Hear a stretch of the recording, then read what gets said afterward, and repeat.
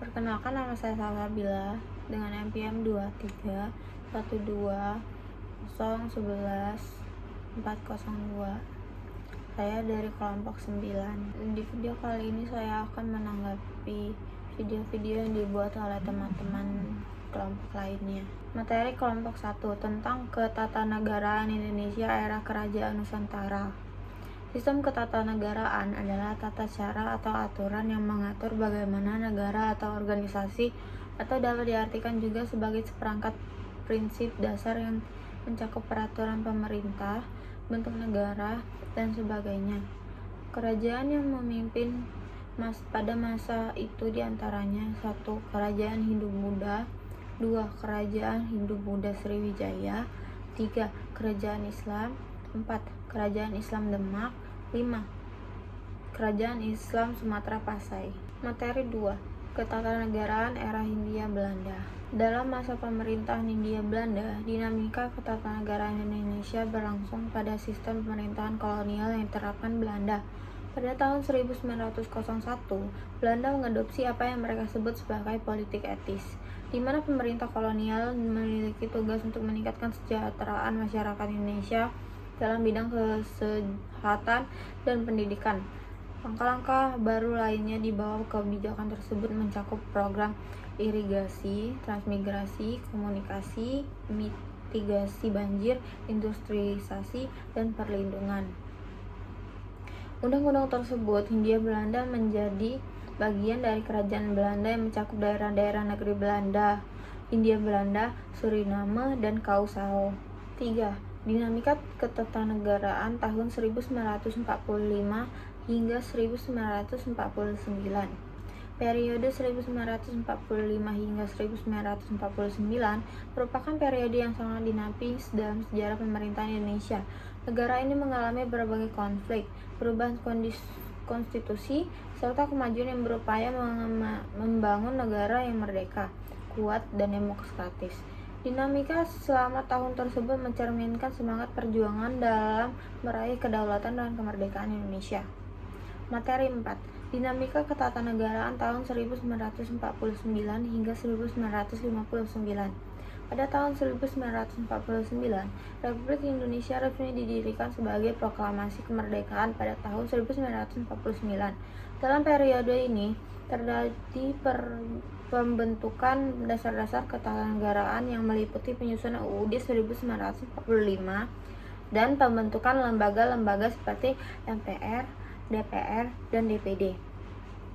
Selama periode tersebut, terjadi pula berbagai peristiwa politik dan sosial seperti agresi militer Belanda II yang berakhir dengan pengakuan kedaulatan Indonesia pada tahun 1949, serta peristiwa politik dalam negeri. 5. Dinamika ketatanegaraan tahun 1959 hingga 1966. Pada tahun 1959, terjadi pemilihan umum pertama di Indonesia. Pemilihan tersebut merupakan pertama setelah pembubaran parlementer oleh Presiden Soekarno pada tahun 1957. Hasilnya, Partai Komunis Indonesia atau PKI meraih suara terbanyak, tapi tidak mendapatkan mayoritas. Pada tahun 1965, terjadi gerakan 30 September yang mengakibatkan kudeta gagal dan pembunuhan 6 jenderal tinggi. Kejadian tersebut memicu pecahnya kekerasan politik yang dikenal sebagai peristiwa G30S atau PKI. Akibatnya, Soeharto merebut kekuasaan dan memulai masa Orde Baru yang berlangsung hingga 1998.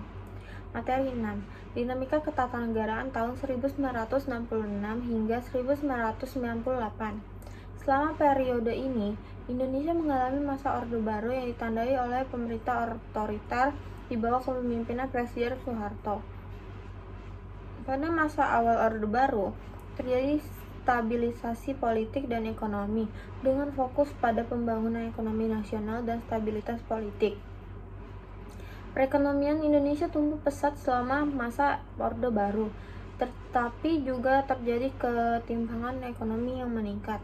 Investasi asing diperluas, tetapi seringkali memberi manfaat terutama bagi kelompok elit yang dekat dengan rezim Soeharto.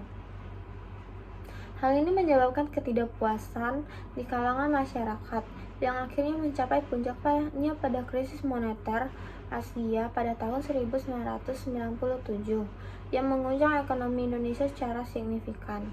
Pada tahun 1998, tekanan dari demokrasi massa dan krisis ekonomi memaksa Soeharto untuk mundur dari jabatannya sebagai presiden, mengakhiri masa Orde Baru dan membuka jalan bagi reformasi politik dan demokratisasi yang lebih besar di Indonesia.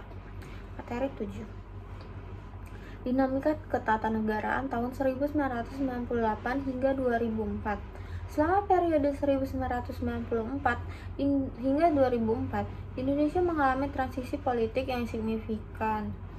Setelah jatuhnya rezim Soeharto pada tahun 1990, peristiwa ini membuka jalan bagi demokrasi yang lebih besar, termasuk reformasi politik, ekonomi, dan sosial. Pada tahun 1999, Indonesia mengadakan pemilihan umum yang demokratis dan berhasil memilih presiden dan anggota parlementer secara bebas untuk pertama kalinya dalam beberapa dekade.